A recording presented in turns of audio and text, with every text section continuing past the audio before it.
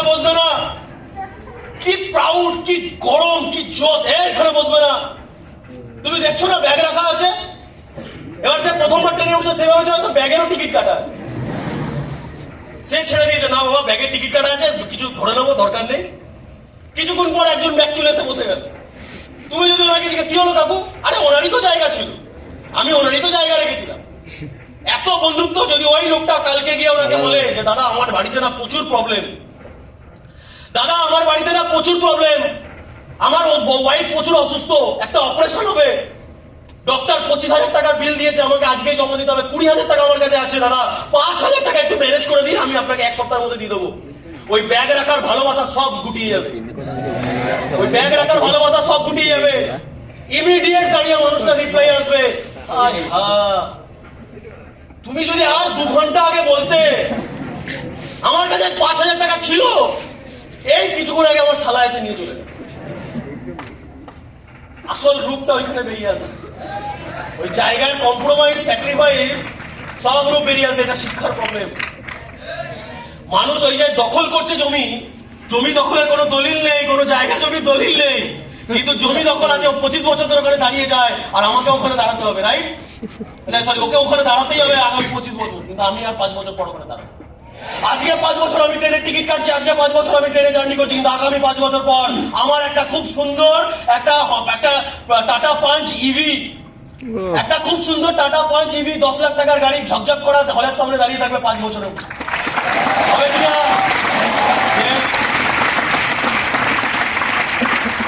বিন্দাস একটা গাড়ি দাঁড়াবে, তখন আর ওই ট্রেনের জায়গা নিয়ে আমরা ঝামেলা করবো না। Yes or no? কিন্তু এইগুলো ঘটবে কার সাথে? দেখো আমার কাছে সময়টা খুব কম, আমার কাছে আরো অনেক কিছু বলার ছিল, বাট হ্যাঁ আমি লাস্ট যে কিছু পয়েন্ট বলে যাচ্ছি। সময়টা যেহেতু খুব কম, আমাদের কাছে ঘটবে কিভাবে, কারা দেখবে এই দিনগুলো, কাদের কাছে থাকবে এই পয়েন্ট, এই ঘটনাগুলো তারাই দেখতে পারবে, এই ফিলিংসটা তারা নিতে পারবে যারা আজকের দিনটাতে টিকে যাবে, যারা আজকে দিনটাতে কভার আপ করে নেবে, যারা আজকে পেইনটাকে সহ্য করে নেবে। কিন্তু প্রবলেম ইজ দ্যাট আজকে এই দিনটাতে টিকতে প্রবলেমটা কোথায়? প্রবলেমটা হচ্ছে ব্যথা, দর্দ। মানুষের লাইফে কিছু ব্যথা আসে এই সময়, কিছু দর্দ আসে। কি ব্যথা, কি দর্দ?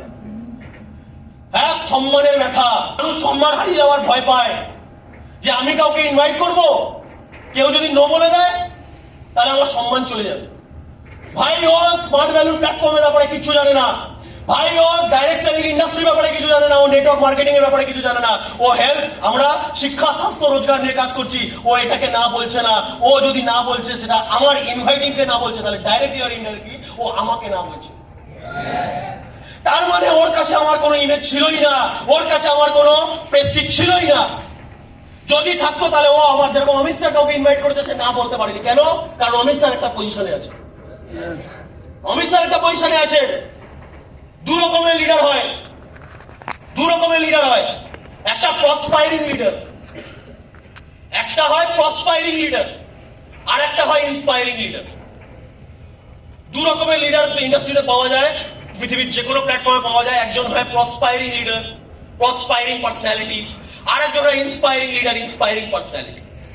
প্রসপাইরিং কারা? যারা ডমিনেশন করতে পারে, যাদের ঐতিহ্য, যাদের ব্যবহারই একটা আলাদা গরম থাকে, যাদের পার্সোনালিটিতে একটা আলাদা পাওয়ার থাকে, যারা কাউকে ইনভাইটিং করলে মানুষ সেইভাবে রিজেক্ট করতে পারে না, just like Amit sir, Bhowmik sir.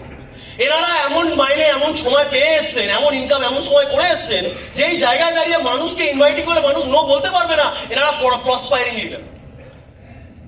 আর একজন হয় এনাদেরকে, প্রসপাইরিং লিডারদেরকে দেখে আমাদের একটু ভয় লাগে, আমাদের ভেতরে একটা ডাউট জাগতো, একটা কোশ্চেন জাগতো। কি ডাউট, কি কোশ্চেন?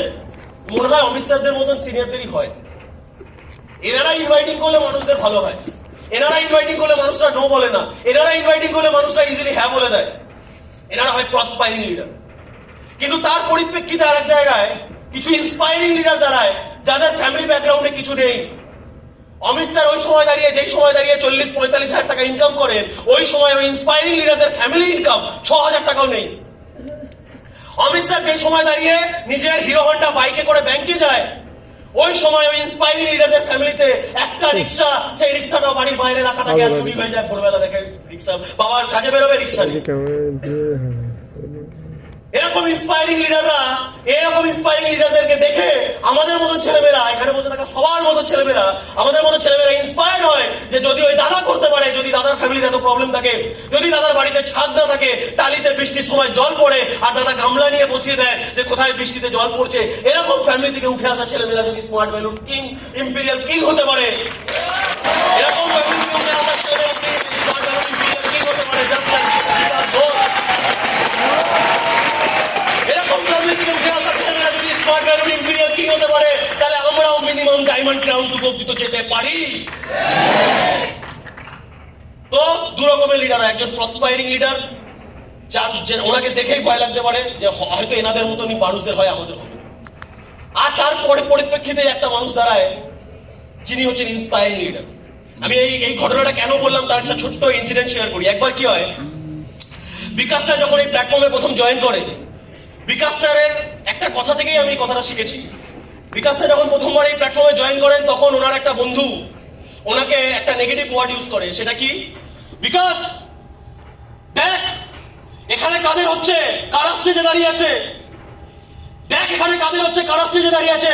অমিত রয়ের মতন পার্সোনালিটি, ব্যাংক ম্যানেজার, ব্যাংকের চাকরিকে লাখ মেরে চলে এসছে। এখানে দেখ কে দাঁড়িয়ে আছে, ভৌমিক স্যারের মতন পার্সোনালিটি, ব্যাংকের চাকরিকে লাখ মেরে চলে আসছে। এখানে চার্টার অ্যাকাউন্টেন্ট, এখানে মাস্টার ডিগ্রি কমপ্লিট করা ছেলেমেয়েরা দাঁড়িয়ে আছে। তুই একটা কাউকে দেখতে পাচ্ছিস স্টেজের উপরে যার বাবা রিক্সা চালায়? তুই একটা কোনো সিঙ্গেল লিডারকে দেখতে পাচ্ছিস যার বাবা রিক্সা চালায়? ওই সময় দাঁড়িয়ে বিকাশ স্যারের মাইন্ডে ডাউট ঢুকিয়ে দেয় ওই ছেলেটা, ওই দাদাটা। আর ঠিক ওই স্পটে, ওই মুহূর্তে দাঁড়িয়ে বিকাশ স্যার একটা ডিসিশন নেন, আর ওইটাই আজকে ইতিহাস তৈরি করে দিচ্ছে হাজার হাজার লাখ লাখ মানুষের কাছে ইন্সপিরেশন। দ্যাটস ওয়াই উনি ইন্সপিরেশনাল ফিগার। কেন উনি কি ডিসিশন নেন? উনি তখন ওই দাদাটাকে বলে, দেখ ভাই তুই ঠিকই বলেছিস, আজকে তো এই কথাটা, এই কোশ্চেনটা ডাউটেরই বিষয় যে আজকে স্টেজে যারা দাঁড়িয়ে আছে তারা ব্যাংক ম্যানেজার, তাদের ফ্যামিলি ব্যাকগ্রাউন্ড ভালো, তাদের মাইনে ভালো, আর আমরা এটা দেখে নেগেটিভ খেয়ে যাচ্ছি। আজকে আমরা এটা দেখেই কোশ্চেন চলে আসছে যে গরিব ছেলেমেয়েদের মনে হয় এখান থেকে কিছু হবে না। কিন্তু কালকে যদি আমি এখান থেকে দাঁড়িয়ে যাই, কালকে যদি আমি এখান থেকে দাঁড়িয়ে যাই, আমরা এখান থেকে দাঁড়িয়ে যাই, তাহলে আমাদের মতন রিক্সাওয়ালার ছেলেমেয়েরা কিছুদিন পর এই ইন্ডাস্ট্রিতে জয়েন করে আমাদেরকে ইন্সপিরেশন মনে করবে। যদি দাদা বা ফ্যামিলিতে রিক্সাওয়ালার দাদা যদি রিক্সাওয়ালার ছেলে হয়ে থাকে, দাদা যদি এই প্ল্যাটফর্ম থেকে দাঁড়াতে পারে, তাহলে আমরাও দাঁড়াতে পারবো। এনারা হয় ইন্সপায়ারিং। আজকে এখানে রাজমিস্ত্রি কাজ করুক, দোকানের কাজ করুক, ভ্যান চালাক, রিক্সা চালাক, ডাজন্ট ম্যাটার, যদি বিকাশ স্যারের ফ্যামিলিতে মাসে 6,000 ইনকাম যেত না, যদি উনি স্মার্ট ভ্যালু করে আজকে ইম্পেরিয়াল কিং হতে পারেন, যদি উনি বছরে কোটি কোটি টাকা কামাতে পারেন, তাহলে এখানে বসে থাকা একটা একটা মানুষ, তার ফ্যামিলি ব্যাকগ্রাউন্ড যাই হোক, সেও পারবে। পারবে কি পারবে না? উনি এটা প্রুফ করে দেখিয়ে দিয়েছেন, উনি স্ট্যাবলিশ করে দেখিয়ে দিয়েছেন যে হয়, এটা করা যায়। এখানে বসে থাকা অনেক এরকম ইন্সপায়ারিং লিডার বসে আছে যারা এখানে এসে দাঁড়াবে, দাঁড়িয়ে এটাকে প্রুফ করে স্ট্যাবলিশ করে দেখিয়ে দেবে যে হ্যাঁ হয়, এটা করা যায়। ক্লিয়ার করতে পারছি? কিন্তু এটা প্রুফ করার সময় আমাদের লাইফে একটা জিনিস আসবে, এটা প্রুফ করার সময় আমাদের লাইফে একটা জিনিস আসবে যেটা নাম হচ্ছে দর্দ, পেন। একটা মানুষকে সাকসেসফুল বানায় তার প্যাশন। একটা মানুষ নিজের জীবনে সাকসেসফুল হয় বিকজ অফ হিজ প্যাশন। মানুষকে প্যাশনেট হতে হয়, প্যাশনেট। প্যাশন ছাড়া কোনোদিন কোনো মানুষ নিজের লাইফে সাকসেসফুল হতে পারে না। Most of the success say grab করতে পারে না, সব থেকে বেশি সাকসেস সে অ্যাচিভ করতে পারে না। তারাই পারে যাদের ভেতরে থাকে প্যাশন। আর এই প্যাশন আসে কোথা থেকে?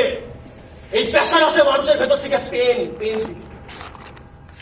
এই প্যাশন মানুষের ভেতরে আসে পেন থেকে। আজকে যারা যারা সাকসেসফুল, যারা যারা ইন্সপায়ারিং ফিগার, যাদেরকে দেখে আমরা এক্সাম্পল দিই, এনাদের সবার লাইফে একটা জিনিস কমন, দ্যাট ইজ পেন। এনাদের লাইফে সবার কাছে একটা জিনিস কমন, দ্যাট ইজ পেন। ওই পেন থেকে এনাদের ভেতরে প্যাশন থেকে, আর ওই প্যাশনকে দেখে আমরা ইন্সপায়ার হই। আমি কয়েকজনের নাম বলি, কয়েকজনের স্টোরি বলি, তাহলে তুমি বুঝতে পারবে যে রিয়েলি একটা মানুষ কতটা প্যাশনেট হতে পারে, কতটা পেন সহ্য করতে পারে, তারপরে গিয়ে তার ইন্সপায়ারিং ফিগার হয়, তারপরে গিয়ে তাদেরকে মানুষ স্যালিউট করে, তারপরে গিয়ে তাদেরকে মানুষ রেসপেক্ট করে। আমার মেকিং সেন্স বোঝাতে পারছি? আমি এক জায়গায় শুনেছিলাম, বলছে दर्द सबके जीवन में आता है, कुछ लोग उस दर्द को, उस पेन को ठोकर खाके, उस पेन को पाके हिल जाते हैं, और कुछ लोग उस पेन को हथियार बना के लड़ जाते हैं।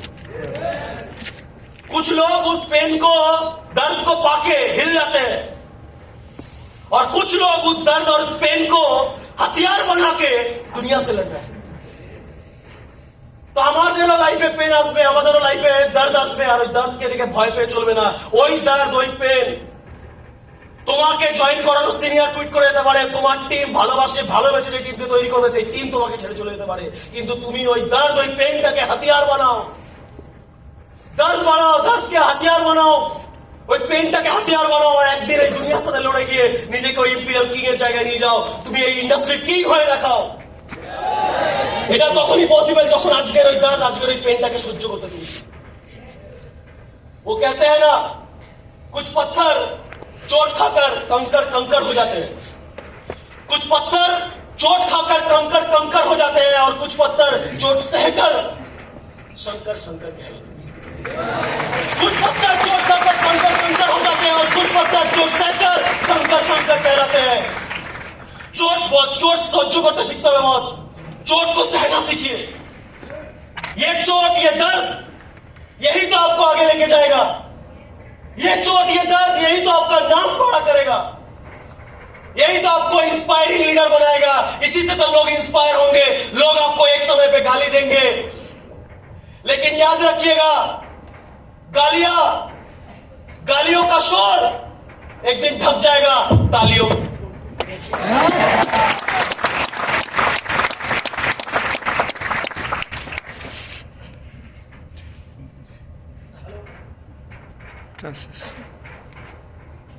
হতেই পারে একটা টাইম আসবে, আজকে যারা আমাদেরকে চোট দিচ্ছে, গালি দিচ্ছে, ব্যথা দিচ্ছে, একটা টাইম আসবে ওই সময় ওরাই একদিন আমাদের জন্য হাত তালি দেবে।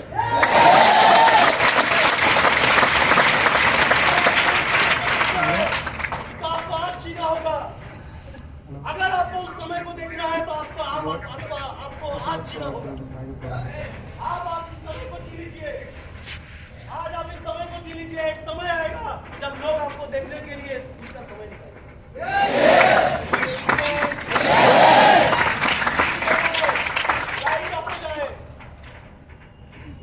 खत्म हो जाए, लेकिन हमारा बैटरी खत्म नहीं होना चाहिए। हमारा बैरकपुर को प्रूव कर देना चाहिए, प्रूव हो जाना चाहिए कि ये बंगाल किंग का टीम है। यहाँ पे माइक नहीं लगता, यहाँ पे जिगर लगता है। हेलो, यहाँ पे माइक नहीं लगता, यहाँ पे जिगर लगता है, और अगर आपके जिगर में दम है तो आप इस स्टेज के हकदार हैं। ক্লিয়ার? তো যেটা বলছিলাম, প্রচুর ব্যথা আসবে ভাই। কেন আসবে? অনেকে ভাবতে পারে দাদা আমি একটা প্ল্যাটফর্মে চান্স পেয়েছি, ব্যথা কেন আসবে, নো কেন খাবো, কেউ গালাগালি কেন দেবে, খারাপ কেন বলবে? এটা রুল অফ নেচার বা ল অফ নেচার, এটা নেচারের রুলস। যখনই মানুষ বড় কিছু করতে গেছে তার পা ধরে টানার জন্য কিছু ক্যাকড়া নিচে দাঁড়াবে, কিন্তু আমি মনে করি থিঙ্কিংটা ম্যাটার করে। তুমি এটাকে ওইভাবে দেখো না, তুমি এটাকে দেখো ভগবানের আশীর্বাদ হিসেবে। ভগবান তাদেরকেই দাঁড় করিয়েছে যাদেরকে ব্যথা দিয়েছে, আর ব্যথা তারা সহ্য করে দিয়েছে। ভগবান তাদের পরীক্ষা নিয়েছে যে তুই ব্যথা সহ্য করতে পারিস। যদি তারা ব্যথা সহ্য করে নিয়েছে, তাহলে যারা পরীক্ষায় পাস করে গেছে তাদেরকে তারা যেটা ডিজার্ভ করে সেটা ভগবান দিয়ে দিয়েছে। এই থিঙ্কিং এ দেখতে হবে। আমি একটা মানুষের নাম শুনেছিলাম, তার নাম সুহাসিনী মিস্ত্রি। অনেকে হয়তো নামটা শোনেনি, বা আজকে গিয়ে যদি একটু গুগল সার্চ করো তুমি পেয়ে যাবে সুহাসিনী মিস্ত্রি কে। ইনি একটা অত্যন্ত গ্রামের মহিলা, যেই গ্রামে ভালো চিকিৎসার সেবা নেই, চিকিৎসা ব্যবস্থা নেই, এরকম বিলং করতেন। ওনার হাজবেন্ড সবজি বিক্রি করতেন। দেখো একটা সাধারণ মানুষ কি করে মানুষের কাছে ইন্সপিরেশন হয়ে যায়। আমরাও হতে পারি বস, আমরাও হতে পারি। রাইট ডিসিশন নিতে হবে। সুহাসিনী মিস্ত্রির হাজবেন্ড একটা সবজি বিক্রেতা, সবজি বিক্রি করতেন গ্রামে। হঠাৎ একদিন ওনার কোন একটা রোগ হয়, আর ওই রোগের চিকিৎসা উনি করাতে পারেন না, কারণ ওই গ্রামে চিকিৎসা ব্যবস্থা ছিল না। ওই গ্রামে চিকিৎসা ব্যবস্থা ছিল না, চিকিৎসার অভাবে ওনার হাজবেন্ড মারা যায়। কিন্তু ওনার চারটে সন্তান, এই সন্তানদেরকে মানুষ করার জন্য উনি লোকের বাড়িতে কাজ করেন। উনি ডেলি লেবারের ওই রাজমিস্ত্রির কাজ করেন একটা মহিলা, উনি সবজি বিক্রি করেন, উনি এরকম ডিফারেন্ট কাজ করেন যেটাতে ওনার পরিবারের 4টে সন্তানের পেটটা ভরে যায়, ভরাতে পারেন। এই কাজ করতে করতে করতে করতে উনি কিছু টাকা অর্জন করেন, উনি নিজের সন্তানদেরকে পড়াশোনা করান, তার মধ্যে থেকে দুটো সন্তানকে উনি ডাক্তারি পড়ান। আর ওই সন্তানরা ওই কষ্টতে লোকের বাড়ি থেকে চেয়ে খেয়ে, যাদের বাড়িতে ওনারা কাজ করেন, ওই মহিলাটা যার বাড়িতে কাজ করেন, সে যখন জানতে পারে যে ওনার সন্তানরা পড়াশোনা করছে, উনি হাতে 500 টাকা দিয়ে বলে তোমার সন্তানদেরকে কিছু বই কিনে দিও, জামা কাপড় কিনে দিও, কিছু খাবার কিনে দিও। এইভাবে চেয়ে চিনতে ওনার সংসার চলে, এরকম ভাবে চেয়ে চিনতে ওনার সন্তানের পড়াশোনাগুলো চলে। কিন্তু মানুষের ভেতরে ডেডিকেশন, মানুষের ভেতরে এই পেন, ওনার ভেতরে উনি কোনোদিন ভুলতে পারেননি যে ওনার হাজবেন্ড, ওনার স্বামী যাকে উনি ভালোবেসে বিয়ে করেছিলেন, সেই হাজবেন্ড, সেই স্বামী চিকিৎসার অভাবে মারা গেছিলেন। উনি এটাকে কোনোদিন ভুলতে পারেননি। দ্যাটস ওয়াই উনি ওনার ছেলেদেরকে ডাক্তার বানানোর চেষ্টা করেছিলেন। আর যখন ওনার ছেলেরা ডাক্তার হচ্ছে আস্তে আস্তে, তখন উনি ওইটা কাজ ডিফারেন্ট কাজ করেছেন, 24 ঘন্টা কাজ করেছেন। পেন মানুষকে ব্যথা কি বানাতে পারে না, 24 ঘন্টা কাজ করেছেন। আর কাজ করতে করতে করতে করতে উনি কিছু টাকা অর্জন করেছেন। টাকা অর্জন করার পর উনি বেহালা নাম জানি, কলকাতা বেহালার একটা গ্রামের জায়গায়, একটু ব্যাকওয়ার্ড সাইডে একটা বিশাল বড় জমি বিক্রি হচ্ছিল। ওই জমির মালিক বারাসাতে থাকতো। উনি কোনোভাবে কন্ট্যাক্ট লাগিয়ে ওই বারাসাতে ওই মালিকের কাছে যায়, আর মালিকের কাছে, এটা লাইভ ঘটনা, ওই বারাসাতে ওই মালিকের কাছে গিয়ে হাতে পায়ে ছুড়ে রিকোয়েস্ট করেন যে আপনি তো এই জমিটা বেচেই দিচ্ছেন, একটু কম টাকায় আমাকে একটু বেচে দিন না। তখন ওই মালিক না বলে দেয়, কিন্তু মালিকটার কোথাও না কোথাও একটা জায়গায় লাগে যে এই বয়স্ক মহিলাটা এই জমিটা কেনার জন্য এত উতাওলা কেন। তখন উনি জিজ্ঞেস করে আপনি এই জমিটা কিনে কি করবেন। তখন উনি ওনার কিছু কথা শেয়ার করেন। উনি বলেন আমি এখানে একটা হসপিটাল তৈরি করতে চাই, যেই হসপিটালে ফ্রিতে চিকিৎসা হবে মানুষের। আমার ছেলেমেয়েরা ডাক্তার হচ্ছে, আমার ছেলেমেয়েরা ডাক্তারি পাস করার পর তারা তো এক জায়গায় কাজ করবে, রোজগার করবে, কিন্তু এই হসপিটালে ফ্রিতে চিকিৎসা করা হবে মানুষের। কোন জায়গায় ওনার এই কথাটা এসছে? ওনার হাজবেন্ড যখন ফ্রি চিকিৎসা না পেয়ে মারা গেছে, উনি ওটাকে বদলা হিসাবে নিয়েছেন। তারপর উনি ওই হসপিটালটাকে আস্তে আস্তে তৈরি করেন, মানুষের কাছে যান, গভর্নমেন্টের কাছে যান, ডোনেশন চান। কেউ অক্সিজেনের কিছু ডোনেশন করেন, কেউ বেড ডোনেট করে, কেউ বেডশিট ডোনেট করে, কেউ মেডিসিন ডোনেট করে।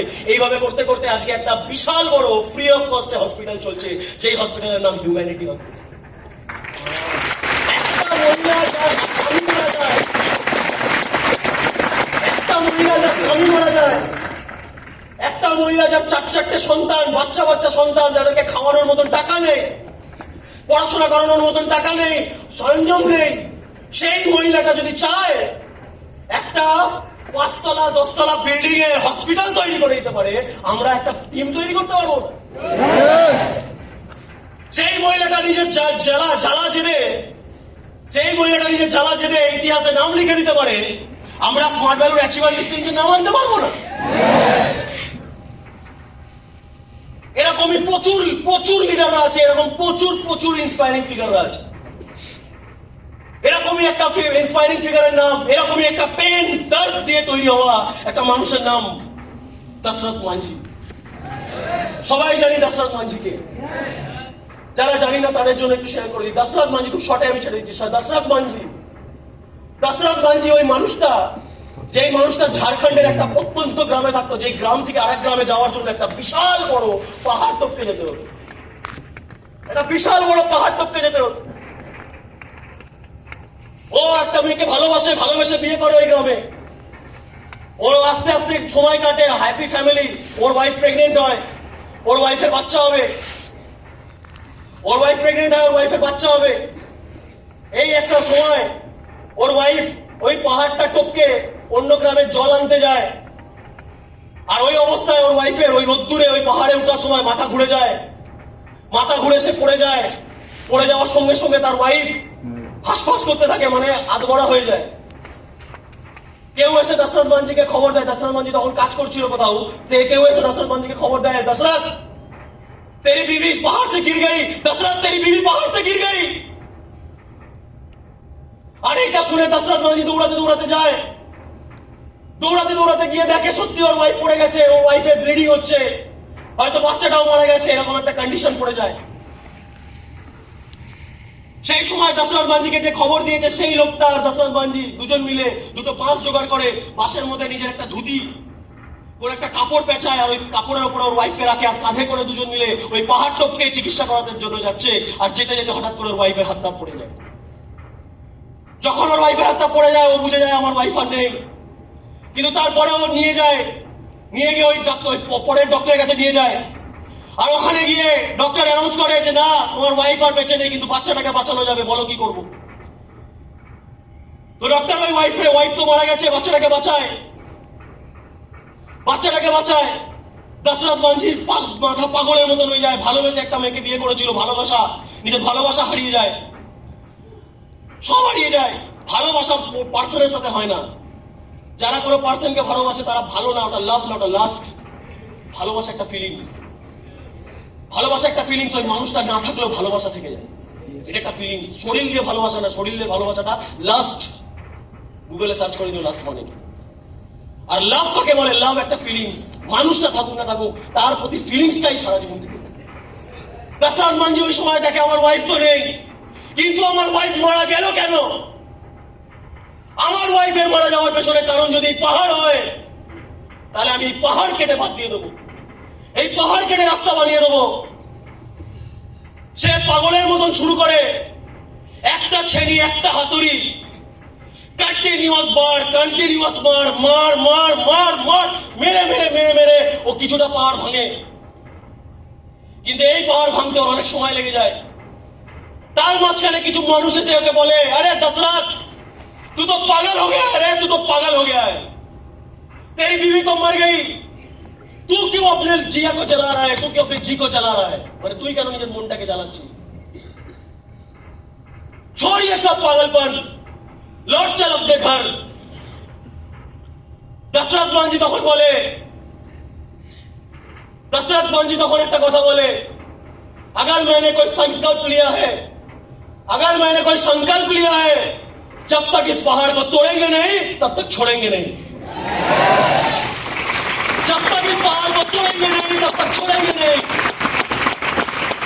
দশরথ মাঞ্ঝি পাহাড় আবার ভাঙা শুরু করে। এবার এসে তার পরিবার তার সাথে লড়ে। তার বাবা এসে তাকে গালাগালি দেয়, গান্ডু, আরো বাজে দেয়, আমি নিতে পারছি না, সরি। তার বাবা এসে তাকে গালাগালি দেয়, যা নিজের সন্তানকে সামলা, বাচ্চাটা বেঁচে গেছিল, যা নিজের সন্তানকে সামলা, আমি তোর সন্তানকে সামলাতে পারবো না।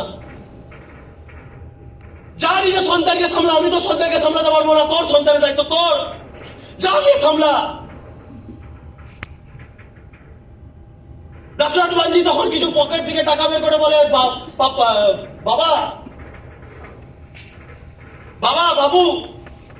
बाबू तू ये पैसा रख और इसको अच्छे से पालन पोषण कर।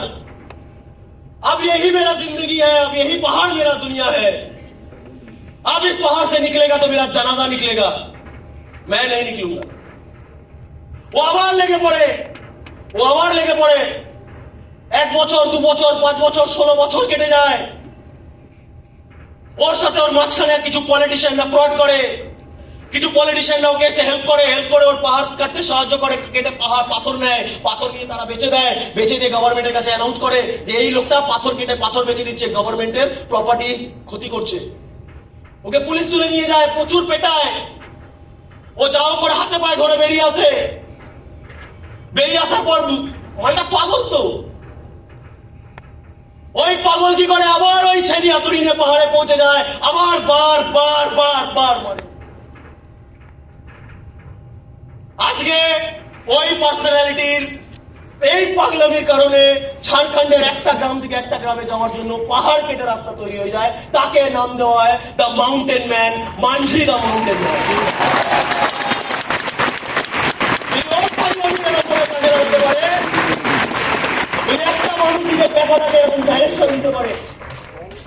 আরে আমাদের দেশে সামান্য ভাবে কি দেখা যায়, যার গার্লফ্রেন্ড ছেড়ে চলে গেছে সে মাল খেয়ে পড়ে আছে ট্রেনের পাশে। গার্লফ্রেন্ড ছেড়ে চলে গেছে, আচ্ছা সিলা দিয়া তুনে মেরে প্যার কা গান চলছে আর মাল খেয়ে ট্রেনের পাশে পড়ে আছে। এরা ভ্রমৃত, এদের কোনো ডাইরেকশন নেই, এদের জীবনে কোনো পারপাস নেই, এদের লাইফে কোনো উজ্জ্বল ভবিষ্যৎ নেই। যদি লাইফে ডাইরেকশন ফলো করতে হয় কাকে করব? মানজি দা মাউন্টেন ম্যান, যার ভালোবাসা হারানোর পর সারা রাস্তা পাহাড় কেটে রাস্তা বানিয়ে। এরকম অনেক ইন্সপায়ারিং ফিগার আছে যারা ব্যথা, পেন, দর্দ এই দিয়ে তৈরি হয়েছে। फेलियर लोग इस दर्द को पाकर बिखर जाते हैं और सक्सेसफुल लोग इस दर्द को पाकर बिखर जाते हैं, इस दर्द को हथियार बनाकर निखर जाते हैं। विकास सर ने कहा था कुछ लोग दर्द पाकर बिखर जाते हैं और कुछ लोग इस दर्द को अपना हथियार बनाकर निखर जाते हैं। এনারা নিজেকে নিখরে নিয়েছে। এরকমই একজন ছিল ডক্টর বি আর আম্বেদকর। ওই মানুষটা অছুত পরিবার থেকে বিলং করতো। ওই মানুষটাকে রিজেক্ট করে দেওয়া হয়েছিল, স্কুলে সবার সাথে বসতে পারবি না। ওই মানুষটাকে রিজেক্ট করে দেওয়া হয়েছিল, তুই সবাই যে কুয়ো থেকে জল তুলে খায় তুই খেতে পারবি না। ওই মানুষটাকে রিজেক্ট করে দেওয়া হয়েছিল, তোর পুরো পরিবার এই কুয়ো থেকে জল দিতে পারবে না। কোনো কারণে খুব বাধ্য হয় ওর বাবা ওইখান থেকে জল তোলে, ওনার বাবা ওখান থেকে জল তোলে, ওর বাবার মেরে হাড় ভেঙে দেয়। গ্রামের লোকেরা ওর বাবাকে ওই কুয়ো থেকে জল তোলার কারণে বা পুকুর থেকে জল তোলার কারণে মেরে হাড় ভেঙে দেয়। ওই ডক্টর বি আর আম্বেদকর সঠিক খাবার পেত না, কারণ যদি ওর বাড়িতে রান্না হয়নি ও কারোর বাড়ি থেকে খাবার চাইতে পর্যন্ত পারবে না। সারা ভিক্ষা করার যোগ্যতা দেয়নি ওকে, ভিক্ষা করার অধিকার দেয়নি।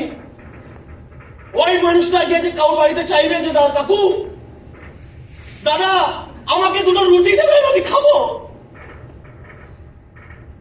এই ভিক্ষা করার অধিকার দেয়নি গ্রামের লোক। তুই কারোর বাড়িতে কিছু চাইতে পারবি না, তুই অছুত, তোকে যে দেবে তাকেও আমরা পরিষ্কারিত করে দেবো। এই কন্ডিশনে দাঁড়িয়ে ওর লাইফে ডিসিশন নেয় যে আমি আমার পুরো জেনারেশনের লাইফ চেঞ্জ করতে হবে। আমাকে যেই কাস্টকে ছোট করা হয় সেই কাস্টকে সব থেকে বড় চোখে দেখা হবে, সেই কাস্টের নাম প্রত্যেক মুহূর্তে নেওয়া হবে, সেই কাস্টের নাম প্রত্যেক মুহূর্তে নেওয়া হবে। এইভাবে সে ডিসিশন নেয়। আস্তে আস্তে আস্তে আস্তে সে পড়াশোনা করে, কোনোভাবে সে নিজের শিক্ষাগত যোগ্যতাটাকে অর্জন করে। আর আজকে আমাদের দেশ যেই আইন ব্যবস্থায় চলছে, সেই আইন ব্যবস্থা, সেই ল, আজকে আমাদের দেশ যে আইন ব্যবস্থায় চলছে সেই আইন ব্যবস্থা, সেই ল যিনি লিখেছেন তার নাম, যিনি ওই সংবিধান লিখেছেন ওনার নাম ডক্টর বি আর আম্বেদকর। ওই অছুত ছেলেটা, যেই অছুত ছেলেটার কাছে ভিক্ষা করার অধিকার ছিল না, যেই অছুত ছেলেটার কাছে পড়াশোনার অধিকার ছিল না, যেই অছুত ছেলেটাকে সবার সাথে মিশতে দেওয়া হতো না, ওই বাচ্চা ছেলেটা কি বোঝে? একটা শিশু, ওই বাচ্চা ছেলেটাকে ওই বাচ্চা বয়সে বুঝিয়ে দেওয়া ছিল তুই সবার সাথে খেলতে পারবি না, তুই সবার থেকে আলাদা, তুই সবার মতন না, তুই আলাদা। চ্যালেঞ্জ হিসাবে নিয়ে নিয়েছে আলাদা, চল আমি আলাদা। সবাই যে আইন মানবে সবার মতন তো আমি না, হ্যালো, সবার মতন আমি না, আমি কে? আমি আলাদা। তাই সবাই যে আইন মানবে আমি সেই আইন বানাবো।